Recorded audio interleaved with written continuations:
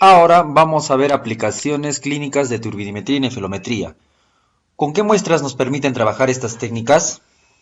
¿Líquidos o gases? Vamos a verlo. Aplicaciones. Una de las aplicaciones más extendidas de la turbidimetría al análisis de rutina es en bacteriología, control de crecimiento bacteriano.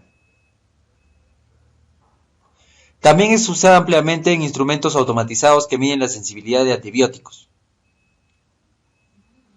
En análisis bioquímico, la turbidimetría se utiliza en determinación de aminoácidos, vitaminas, proteínas, totales en el suelo, LCR u orina, haciendo que las proteínas se precipiten con CA o ácido sulfosalicílico para determinar la velocidad de sedimentos de partículas de distintos tamaños.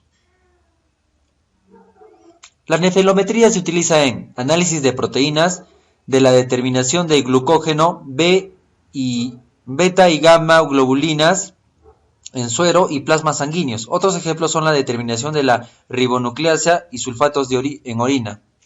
También existe la posibilidad de analizar la presencia en líquidos biológicos de parámetros de combustión del tabaco, como por ejemplo la nicotina, que puede analizarse por precipitación del ácido wolframosilicílico, y en presencia de la nornicotina, por precipitación con yodo, mercuriato de potasio. En analizadores de coagulación, debido a que las células sanguíneas poseen un tamaño suficientemente como para dispersar la energía radiante visible, debido a ello se han construido un buen número de instrumentos que se basan en los procesos de dispersión de la radiación. En hematología se utilizan también en algunos contadores de células sanguíneas para distinguir los distintos tipos de células de la sangre. En inmunoquímica, inmunoturbidimetría e inmunonefelometría se han fabricado kits para distintos tipos, ¿no? ¿Cómo se llama? Para ver la albúmina de transferina, la macroglobulina, la heptoglobulina y los distintos complementos C3, C4 y el factor reumatoide, así como la IgA, la IgG, la IgM. Kits para la determinación de la alfa-1 glicoproteína ácida u orosomucoide. Se utiliza para el diagnóstico de enfermedades reumáticas. Es una proteína típica de fase aguda. La nefelometría además se usa en la determinación de algunos fármacos, los cuales se miden utilizando esta técnica conjuntamente con inmunoquímica. Otra aplicación es el análisis de enzimas que actúan sobre determinados sustratos. Una suspensión estable se mezcla con la muestra, suero y orina, que contiene la enzima. La turbidez se relaciona con la concentración de la enzima. Instrumental. El sistema genérico consta de fuente de energía radiante, el colimador, el selector de longitud de onda, la cubeta y el sistema de tensión. El turbidímetro sencillo posee justamente la fuente de luz, el filtro, la cubeta y el detector. El nefelómetro, la fuente de luz, el filtro, la cubeta, el fotomultiplicador, así como el colector. La fuente de energía radiante. Se emplean lámparas halógenas de xenón, filamento de tungsteno y en unas ocasiones láser. La ventaja del láser es que produce haces de luz estables, de intensidad adecuada a la técnica, bien colmadas y ancho de bandas muy estrechos. Ahí vemos, ¿no?, unos ejemplos de la lámpara halógena de xenón, la lámpara láser y la lámpara de filamentos de tungsteno. Colimador. Su función es conseguir que el haz de luz que incide en la muestra sea paralelo. Esto es necesario cuando la fuente de luz no sea láser. Se puede usar un fluorímetro como nefelómetro teniendo la misma longitud de longitud del segundo monocromador. Ahí vemos, ¿no?, el colimador. Justamente, digamos, es como un polarizador, podríamos decir, polarizador de luz, ¿no? Justamente la luz, cuando nosotros no polarizada, justamente tiene ese comportamiento, ¿no? Como podemos verlo ahí. Y ese colimador es lo que lo transforma de alguna manera paralelamente, ¿no? Como dice. Sistema de selector de longitud de onda. Pueden ser de filtros o monocromadores, pero no es necesario cuando se usa la fuente de luz láser. La cubeta se coloca como donde se coloca la muestra, ¿no? Puede ser redondas, cuadradas, cilíndricas, pueden ser macrocubetas, semicubetas o microcubetas. El material puede ser de vidrio, cuarzo, plástico. Sistema de detección. El turbidímetro está colocado en la misma dirección que el haz de luz incidente, en el nefelómetro con un ángulo que oscila entre los 15 y los 90 grados, ¿no? Justamente como ya pudimos verlo anteriormente. Aspectos prácticos. Comparación de los dos métodos. Sensibilidad. La elección entre turbidimetría y nefelometría depende de la aplicación que se da a la técnica y del instrumental del que se disponga. Hasta hace poco la nefelometría era mejor técnica. Actualmente la perfección alcanzada por los espectrofotómetros han dado a las técnicas turbidimétricas gran auge, ya que han ganado en sensibilidad. Además, en el espectrofotómetro se pueden realizar una gran cantidad de determinaciones además de las turbidimétricas. Características comunes de la turbidimetría y de nefelometría. Métodos analíticos basados en la dispersión de la radiación cuando incide sobre partículas suspendidas en líquidos. Métodos no espectroscópicos. No hay intercambio de energía, sino cambio en la dirección o en las propiedades físicas de radiación electromagnética. Ahora, diferencias entre turbidimetría y nefelometría. La turbidimetría mide la disminución de la potencia de radiación transmitida debido a la dispersión. La nefelometría mide la intensidad de radiación en ángulos de 15 a 90 grados con respecto de la fuente. Se determina con el espectrofotómetro UVB. Se mide con el espectrofluorímetro.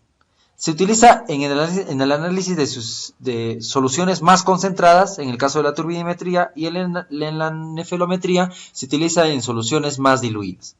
La turbidimetría. Automatización adaptable a la mayoría de autoanalizadores, y los nefelómetros no poseen nódulos de nefelometría estándar. Las velocidades de reacción en el turbidímetro son más lentas, permiten efectuar el blanco de reactivo, muestra y la reacción en la misma cubeta. Mientras que en la nefelometría, debido a las velocidades de reacción más rápidas, por lo general es necesario realizar blancos de reactivo y muestra en forma separada. Factores para la elección entre turbidimetría y nefelometría. Intensidad de la radiación transmitida, turbidimetría o dispersada nefelometría con la intensidad de la radiación procedente de la fuente. Justamente, vemos, la mejor técnica es la turbidimetría en las soluciones más concentradas y la nefelometría en las soluciones diluidas o menos concentradas. Tamaño de las partículas. Para partículas mucho más grandes ya estamos viendo, ¿no? Y es lo mismo prácticamente, ¿no? Sensibilidad. El nefelómetro, la sensibilidad depende de la lectura del blanco y del ángulo de detección. En la turbidimetría depende de la capacidad del detector del espectrofotómetro para registrar pequeños cambios en la intensidad de la luz. Efecto matriz, longitud de onda.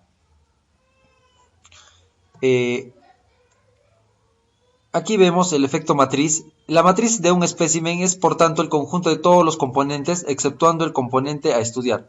Tanto en los reactivos como en el suero pueden existir partículas que produzcan una dispersión de la luz no deseada y, por tanto, una interferencia analítica. Esto ocurre con las lipoproteínas o las kilomicrones de los sueros lipémicos. Por ejemplo, se puede observar mediante el empleo de técnicas cinéticas. También las partículas de suciedad pueden producir dichos efectos. El efecto matriz. Según la ley de Rayleigh, la intensidad de la luz dispersada aumenta cuando disminuye la longitud de onda. Los sueros con los que trabajamos contienen proteínas y componentes que absorben la luz a determinadas longitudes de onda. Las proteínas tienen un pico de absorción por debajo de los 300 nanómetros y los cromógenos del suero tienen otro pico de absorción entre los 400 y 425 nanómetros. Los instrumentos tienen por ello que trabajar a una longitud de onda entre 320 y 380 nanómetros. Justamente como ya lo habíamos visto teóricamente. Ahí vemos lo que es el espectro de la luz solar, el espectro de los colores, de todo lo que es el conjunto de la luz visible, ¿no? Ahora, ejecución de técnicas de análisis. ¿Para qué análisis se utilizan estas técnicas? Una de las utilidades de estas técnicas son para aquellos análisis en los que hay reacciones antígenos-anticuerpo, donde se distinguen tres etapas. Una primera más lenta donde no hay casi variación de la dispersión lumínica. La segunda, donde hay un gran aumento de esta dispersión. Una última donde la dispersión se hace lenta hasta ser casi constante. Justamente todo eso se ve aquí. Técnicas que pueden medir estas reacciones. Punto final. Tras procesar la muestra se deja pasar un tiempo para que se formen los agregados. Después se mide la dispersión de la luz de la muestra y se resta la obtenida con el blanco. Por último se mide la concentración de Ag que está presente interpolando el valor interior sobre una curva de calibración obtenida con los datos de una serie de diluciones de un Ag patrón. Señal de dispersión obtenida va creciendo a medida que el tiempo aumenta. El análisis cinético. En esta técnica calculamos la velocidad con la que se forma el agregado. La medida se realiza durante los primeros minutos, es decir, cuando tiene lugar la máxima intensidad de luz, dispersada respecto al tiempo. La velocidad está directamente relacionada con la cantidad de Ag de la muestra. No se necesita ni blanco, ni reactivos, ni patrón. Como se observa, la velocidad máxima se encuentra en el momento de la reacción donde tiene lugar el máximo de intensidad de la luz dispersa con respecto al tiempo. Ejecución de las técnicas. Trabajamos con suspensiones, con lo cual hay que conseguir la homogeneidad, reproductibilidad, estabilidad. Nos lleva al uso de coloides protectores, sustancias solubles en agua y en de alta concentración, ¿no? Alcohol polivinílico y diotil maleato son los más usados. Variables que influyen en la técnica: temperatura, la reconstitución de reactivos, el tiempo de reacción, estabilidad de las suspensiones y tamaño de las partículas. Ahora, sustancias que se miden por estas técnicas, tanto en orina como en sangre, en hemoglobina, transferrina, albúmina, factores de complemento, presencia de fármacos. Con eso le daríamos final. Bueno, en esta parte, la parte final se ha dado un tono más